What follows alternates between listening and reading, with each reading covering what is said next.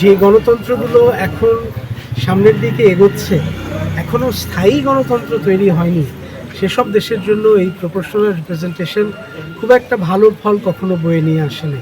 আমরা আমাদের দলের ৩১ দফা এবং ১৮০ দিনের যে কর্মসূচি, সেটা সব মানুষের কাছে পৌঁছে দেওয়ার চেষ্টা করছি। আমরা এটার জন্য ব্যাপক সাড়াও পাচ্ছি। আসলে আমাদের এই যে প্রচারণার পদ্ধতি, ঘরে ঘরে জনে জনে, এটা আমরা এই পৌরসভাতে আজকে ৩ নম্বর ওয়ার্ডে এটার অংশ হিসাবে আমরা আজকে পঞ্চগড় পৌরসভার ৩ নম্বর ওয়ার্ডে আছি। এটা ইসলামবাগ এলাকা, এবং এটা শুধু পৌরসভাতেই না, আমাদের পঞ্চগড়ের যে পঞ্চগড় ১-এর নির্বাচনী এলাকা, এটা আমাদের প্রত্যেকটা উপজেলাতে, প্রত্যেকটা ইউনিয়নে, প্রত্যেকটা ওয়ার্ডে এই একইভাবে আমাদের প্রচারণা চলছে। আমরা আমাদের দলের ৩১ দফা এবং ১৮০ দিনের যে কর্মসূচি, সেটা সব মানুষের কাছে পৌঁছে দেওয়ার চেষ্টা করছি। আমরা এটার জন্য ব্যাপক সাড়াও পাচ্ছি।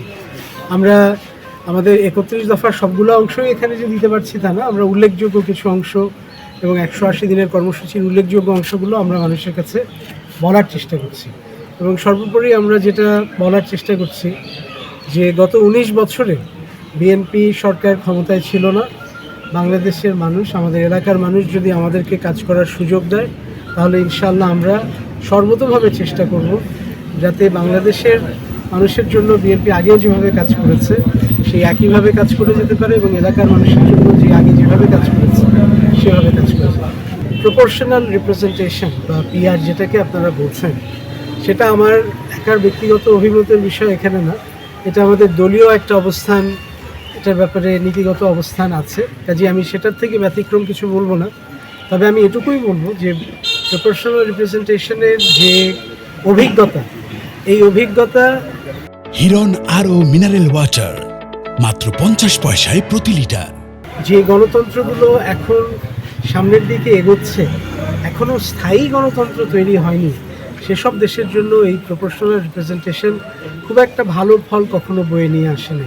নেপাল তার মধ্যে একটা উল্লেখযোগ্য উদাহরণ, যেখানে আপনি দেখবেন কয়েক বছরের মধ্যে ৯ বার সরকার পরিবর্তন হয়েছে, কেবল একটা সরকারের স্থায়িত্ব সঠিকভাবে ছিল না দেখে।